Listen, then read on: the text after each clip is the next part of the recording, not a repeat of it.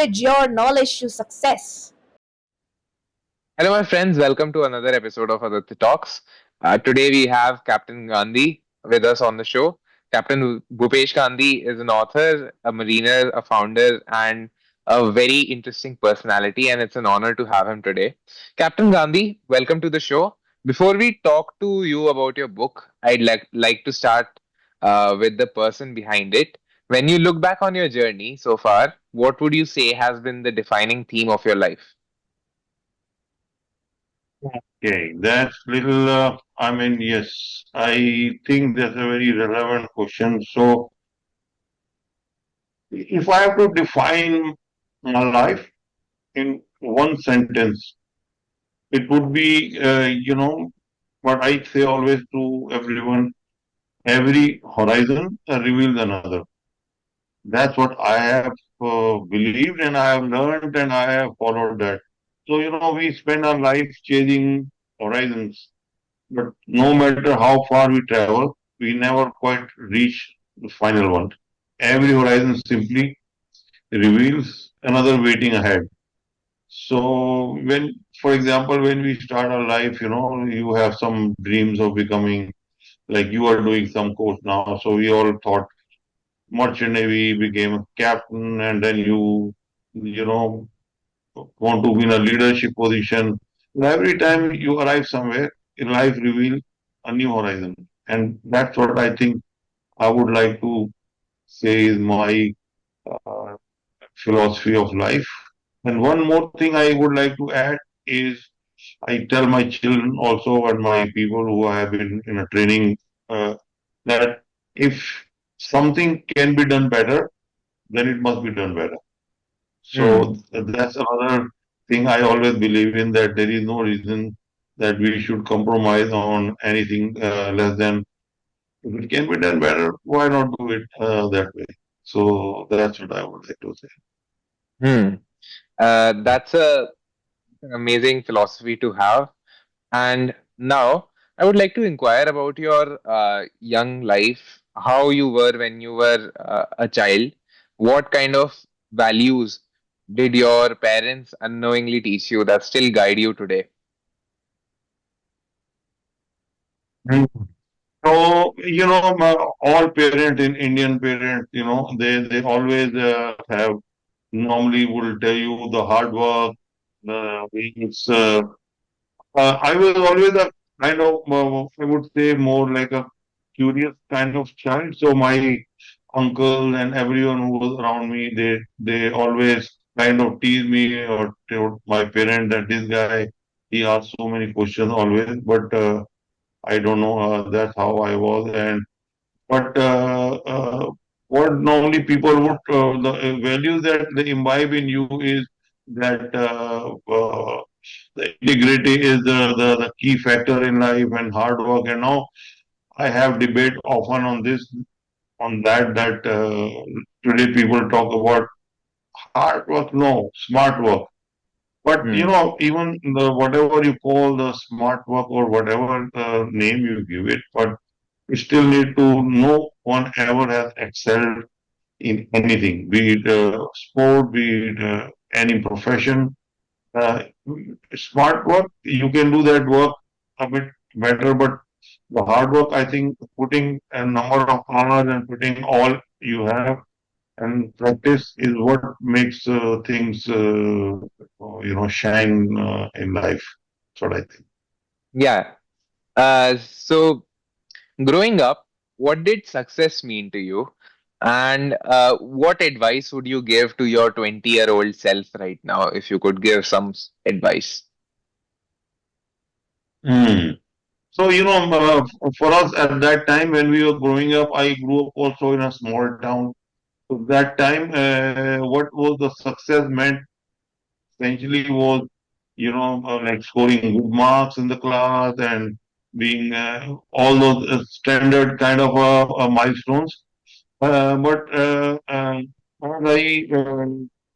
grew up and I started, finding meaning of life by myself, I think when you overcome certain obstacles in your life and when you see that they don't matter anymore. So I think now, if you like, you ask me the question that what will advice I'll give it to a 20% or 20-year-old of myself.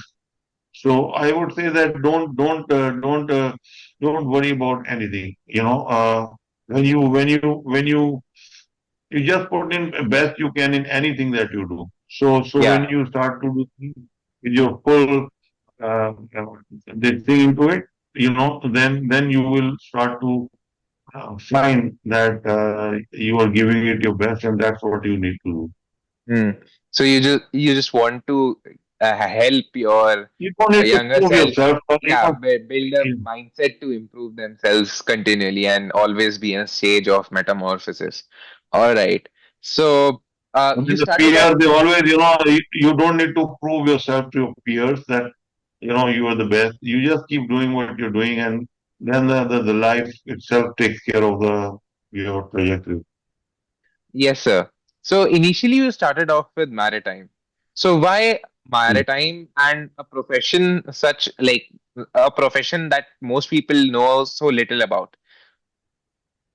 Yeah, so it's like a very fascinating story, Aditya. I mean, you are so young, but I have to still tell you.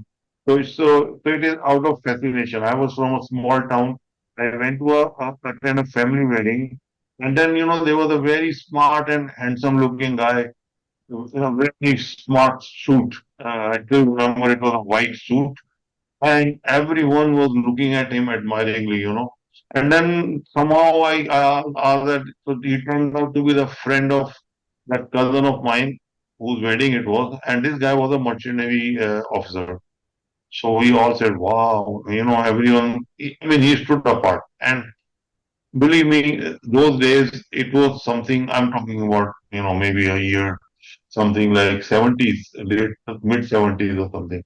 So those days, it merchant navy was different, like a very polished kind of a career. And then later on, again, it's amusing. So I read one interview of one Miss India, and she had become a Bollywood actress by then. And then they asked her, "What about your marriage plans?" She said, "No, marriage is not on card. I need to, build my career first, blah, blah, blah." So the standard question after they ask, "Okay, but whenever you decide to get married, who will be your Prince Charming?" And she said her answer was that it will be a merchant navy captain. If you ask me my dream prince, and these things connected, these things connected. I was a teenager, so these things connected, and in my mind, I wanted to become a merchant navy captain. So you will not believe in my interview in Rajendra when I went for my interview. They asked me that because it was a combined interview for DMET and which is a sister branch where you get engineered. And for Rajendra, so they asked me, "Are you okay with both, or you have preference?" I said, "No, I only want to go to the Rajendra." They said, "Why?" I said, "No, because I want to become a captain of a ship and nothing else." And that was like a very, I mean, naive Hmm. answer, but that worked. Uh, so Yeah, I it worked. yeah, I I mean, understand your I didn't motivation. get Miss India, but okay, my wife is no less. But yes, the Miss India thing was a trigger. I understand your motivation now. So, how was your career in maritime, and how would you describe it? What what moment in that career consider like made you consider giving up or changing direction? And what kind of achievement that you built in this career gave you the greatest satisfaction?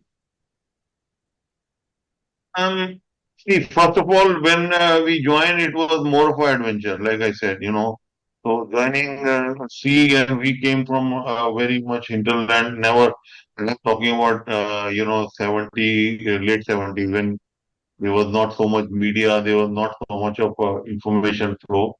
So from coming from that small town, this was like something uh, sheer adventure, going on a ship, going overseas, going all over the world.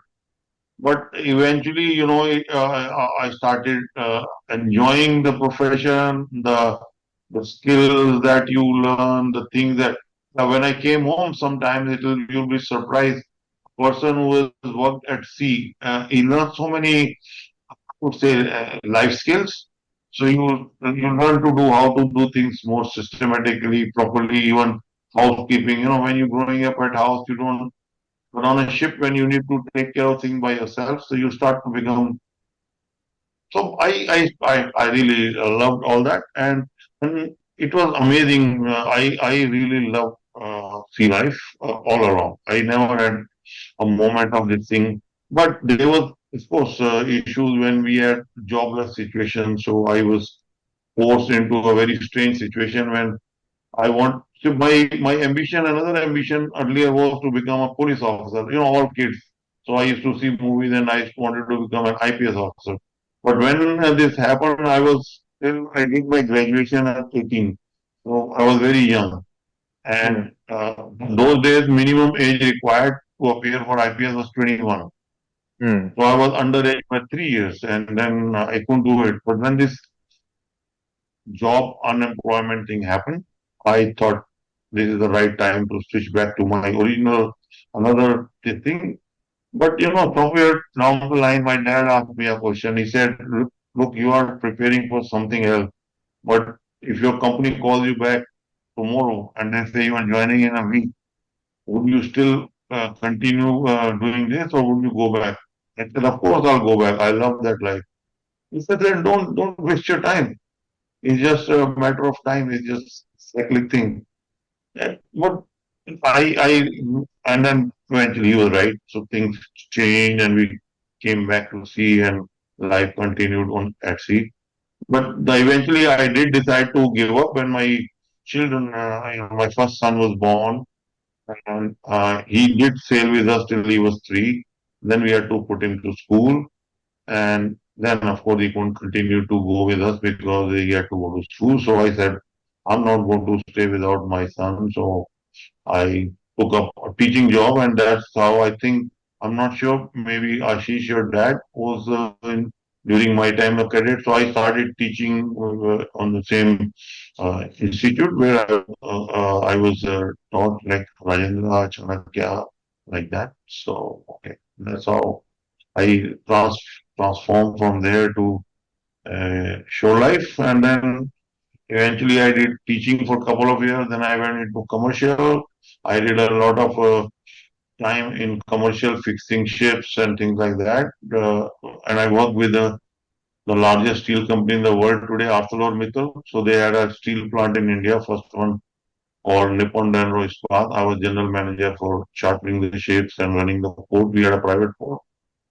Very interesting this thing, but 99, I was bitten by the technology. There was a boom. Maybe you don't know, but there was a big boom in 1999, 2000 about internet. It's called dot Yeah. com boom. So I was part of that. I was CEO of a company that time, and we did very well. But then it crashed also. So then I moved again to Singapore, but I continued with technology side of the maritime industry. All right. That sounds like a roller coaster of a life and sounds very interesting. And your worldview must have been impacted so many times during, the shifting careers, and it's really inspiring to see how you persevered on. And so so you forgot to answer one part of my question. Which professional achievement do you think like throughout your career gave you the greatest satisfaction? Okay. So you will not believe, but those days, I don't know now, those days, clearing your exams, the professional exams, was a tough thing. It wasn't like easy, like, you go and appear. So most of the people had to do one time, two time, and also the what we call orals. That was a practical face to face. So I did all my exams first shot, first this thing. And my master's exam, which is a toughest for us because is a senior most and there are new subjects which we have never studied in our life. I did that in 1 month. The reason was my wife was that time she was expecting, and I wanted to finish the exam to go back home with her. So I did that whole exam from start to finish in 1 month. And that was like, it looked impossible. I said, let me give it a try. If it fails, we'll appear again after, you could appear after 2 or 3 months. So I did that. So I was very happy. And so that is what I could say in, one of the first time when I felt really, really, very, very excited about, doing exam in first shot, because during that time many of my batchmates, this thing who were appearing together, there was like only 20% pass rate at that time, because the something syllabus has changed, format had changed, whatever. And I took a leap into in that situation, and somehow it worked. I cannot say how, but it worked. So that was, if you call it achievement in a way. But yes, then I did another thing I did was MBA. So I decided when I was doing my job in Ispat, Nippon Dharma Ispat, I realized it was a corporate environment, and I felt little less qualified or little less knowing than the people around me. And I felt that's not going to, I'm not going to accept that. So I decided to do a part-time MBA. So I spent almost 2 years every evening going to this MBA classes. It was a full-time MBA, but done in evenings. So I did that MBA in Mumbai and completed my in an accelerated track in 26 months, I think. So that was another time I felt really great about, I mean, being at par with the other thing, other people on like finance and whatever, subject accounting where I had no clue earlier. Hmm. So yeah, those are the areas when you can say some achievement which I remember. Yes, sir. Interesting. So, academic rigor and passing through all those exams and uh, also doing your MBA were the highlight of your life. I do agree. Education is really important, and being able to involve yourself in so many studies and so many exams is a privilege that rare people get. So, that's really interesting to see. Aside from that, let's get on to your book. So, your book, could you give us an overview about your book, which you have? I believe, this is your latest book and your second book that you have written. So, for our viewers, please give us an overview. Okay. So I was always fond of writing. I used to write a few things here and there. I wrote some articles in the school magazine, college magazine. There was, a contributory invitation, so I used to write some articles on in school magazine and all. But then somewhere it got then sidetracked. And then after when I got married, I felt nice about writing poems. So I used to write poems for my wife, not birthdays or anniversary, It remained somewhere inside that urge to write more. Then during COVID and after that, there was some, time available and all. I started scribbling more seriously, and then technology made it much easier to, kind of, proofread and all those things. So I wrote my first book called I Am God. Uh, God is an acronym, Guru of your own desire or development and things like that.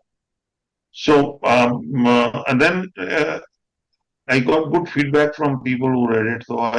And then there was this during COVID, I observed something very strange. The stark difference in the characteristics of the different people.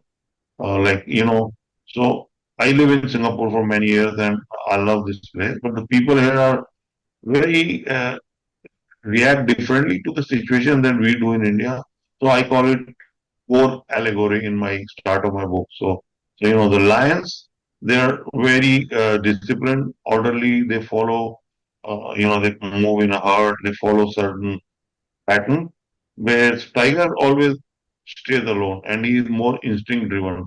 So, so, so I found Indians are more akin to tigers, and the people here in Singapore are more like lions. They follow proper structure, procedure, and both have their own merits. I mean, believe me, both have their own merits. It's not one better than the other, but they have their own characteristics. So this is what was the theme in my mind when I started weaving a story about it. So Tiger in the Lion City is like a comparison of the structure and instinct. That how Oh, two characters in the book are, one is driven by the instinct, which is uh, like tiger, and the other one is or the people around him are more like lion. They move in a certain pattern and a structured manner. So how the both things work together and how both are important to succeed, how the things outcomes change as per when you act like one or the other. So that is the theme. But in the end, I mean, I try to conclude by saying that we need both in our lives. So the proportion may vary between one to another. You may need more of this that in some situation, more of other one in some situation, but we need both to live to have a good, successful system. yeah. Essentially the theme of the book.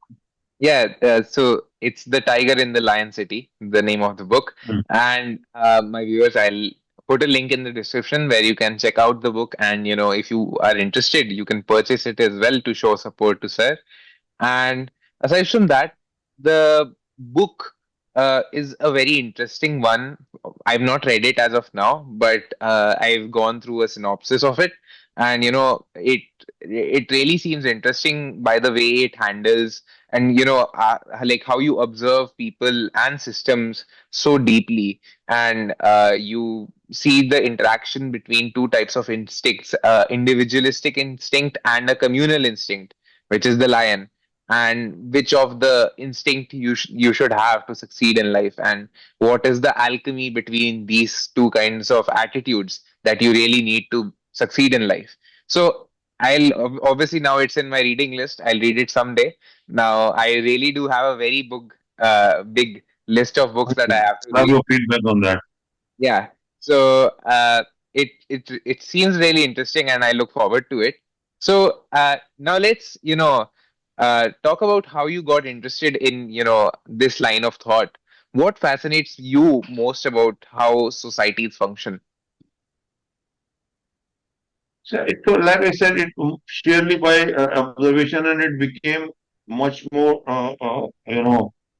clear or the stark difference when between, in Singapore, for example, I tell you, people, even if a person is driving alone in his car, because government has mandated to wear a mask when you're outdoor, they were still wearing mask when driving the car. And I was surprised why is he wearing a mask when he's all by himself in the car. But he just followed the structure. He doesn't want to question why or why. But whereas when we go to other side, if you go to India, when there people are everywhere, and the people with kind of interpret their own meaning of everything and act accordingly. So if there is a red signal not to cross, but there is no traffic coming, so people will just cross. To them, it's nothing wrong with that.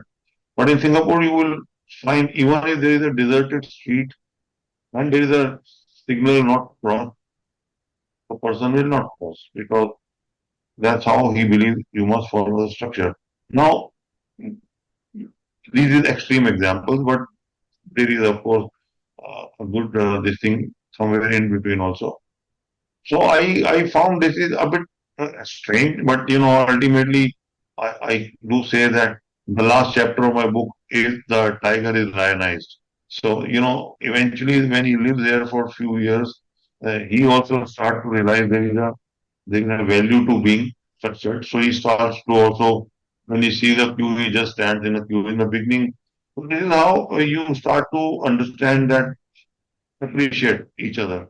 And so this is what my kind of you can say observation, and I just wanted to put that into a story to mm, Hmm. kind of Interesting. Is this yeah, based on your experiences? What, like, did living in Singapore change the way you think in any way? absolutely, absolutely. You are so right. I mean, when we moved here also way back in 2000, early 2000, so we were of course largely brought up in India, and we had our own way of. We were quite surprised when the thing when you went, even if there are three people at a window, they will queue up. You know, we said why they have to do this. Or other example, I told you that everything was so structured, but eventually you start to follow that system, and you find the life becomes so stress free because you just don't need to make your own interpretation of anything. You just go and everything is described the way it should be done. You just do it, makes takes a lot of stress out of your life. And Hmm. so, I mean, deep inside, I would say still something remains, but largely, yes, I have changed a lot. And that's what, although the character in the book, you will see slowly how he starts to change about doing the things the way he does. Yes. So, yes, sir. Which chapter or section of the book or learning from the book was the most personal for you to write, and what kind of a message what kind of a message are the readers missing if they view the book only as a story about a person or a Indian trying to integrate into Singapore or that kind of a outline? So, as I said, the last chapter, Tiger is Lioness, is, as I told you, is something I realized, like I told you just now, that uh, when I myself saw myself transforming over the year. So now even if when we go to India sometimes and we behave the way we behave here, people look at it a bit strangely. That why this guy, standing in queue. People are just going when they just need to go to the guy on the counter or anything for that matter. But we think, but you will not believe, but even in India, sometime in some setups, people start to appreciate these things and they think, so that's the right way to do it. I mean, so, so there is. So what I want to. The message is that in life, structure and instinct both have meaning. In given situation, both stand out as a with a unique value. But largely in today's societies, the way we are running, we're living in societies and especially in metropolitan cities, there are different types of people, kind of people, international communities everywhere, even in India. I think the structure matters more. If I had to give a number, I would say a fair 70-30. 70% of being a structured system like a lion, 30% you can still allow kind of allocate for the tiger-like instinct when you have to take certain decisions that you need to act outside the box or outside the system. Yes, sir. So I think that's the message. Yeah. So now, sir, let's have a rapid fire round. I'll ask you a few questions in quick succession, and you have to answer with one word or two. So, Like, uh, don't make me that think. Okay. yes, Sure. a book you believe everyone should read. Hmm. One more time. A book you believe everyone should read.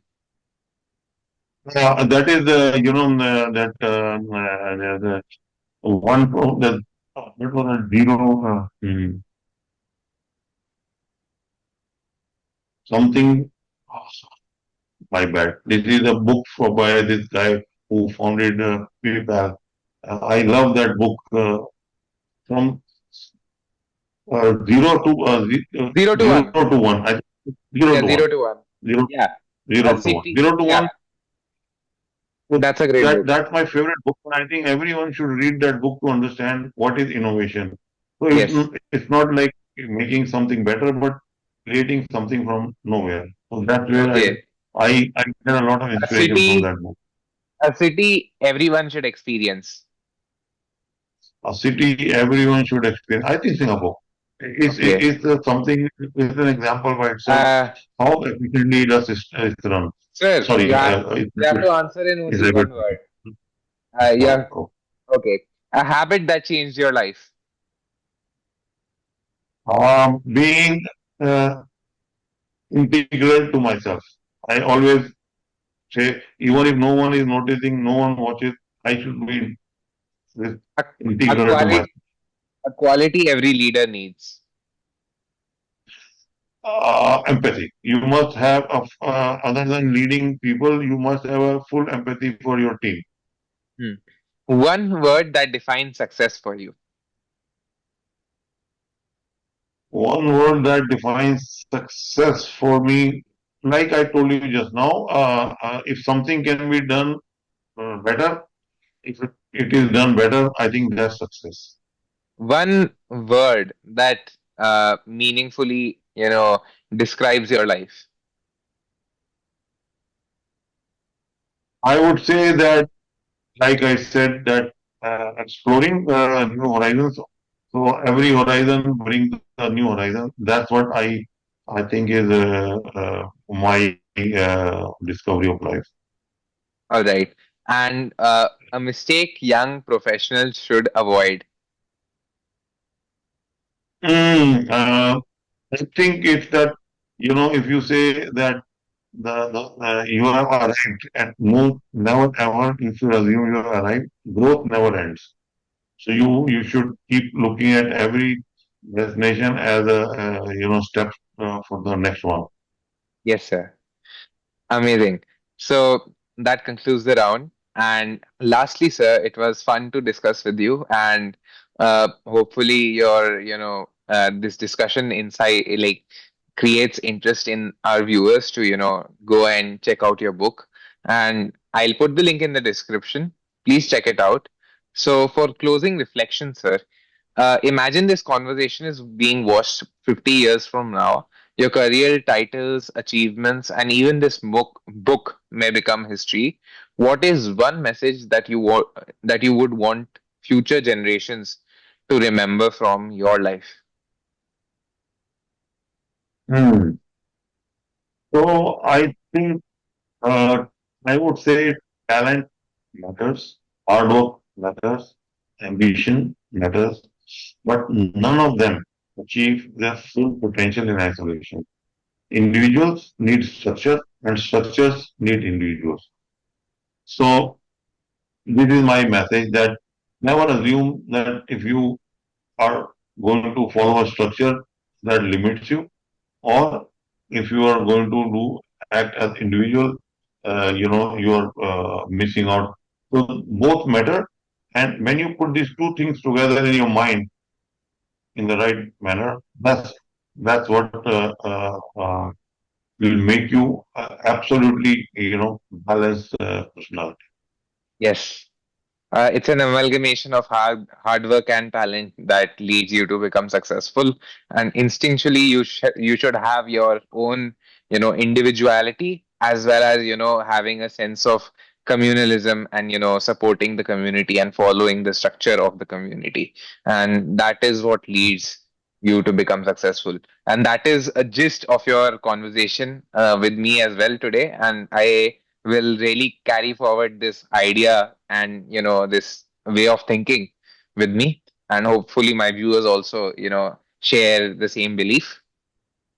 Thank you for sir. I believe so. I wish you all the best for everything, Aditya, and thank you for this session. I really also enjoyed talking to you and Yes. sharing with you whatever little I can. I hope I made some sense somewhere. But thanks for taking time on this, and love being on your show. Yes, sir. Lastly, last question. if you have any references that you believe from your circle or people that you know that you believe should come on my show and can contribute to my audience, please do let me know. I will. I will. I can think of a few, and I will certainly connect you to these people. And you should maybe you should talk to my CEO in. He himself is a podcaster, but I think he should. He has very interesting. He's based in Netherlands, Vladimir. I can connect you to him, and you should talk to him. He's a younger than me, but he is quite a sharp guy, and maybe you will like to hear his views. Yeah, definitely, Something sir. different and Yeah. not a different. You have seen few of my kind, but he's like a different kind. So it's like changing over from Indian cuisine to Italian. Try the Italian, so it's something like that. Try the mindset of a person who is not based out of it, who didn't grow up in India, All and right, sir. how to do their thing. So maybe that will add different, uh, color to your spectrum. Yeah. It was a pleasure discussing with you today. My And great let's, pleasure. yes, sir. Thank you, sir. Bye bye.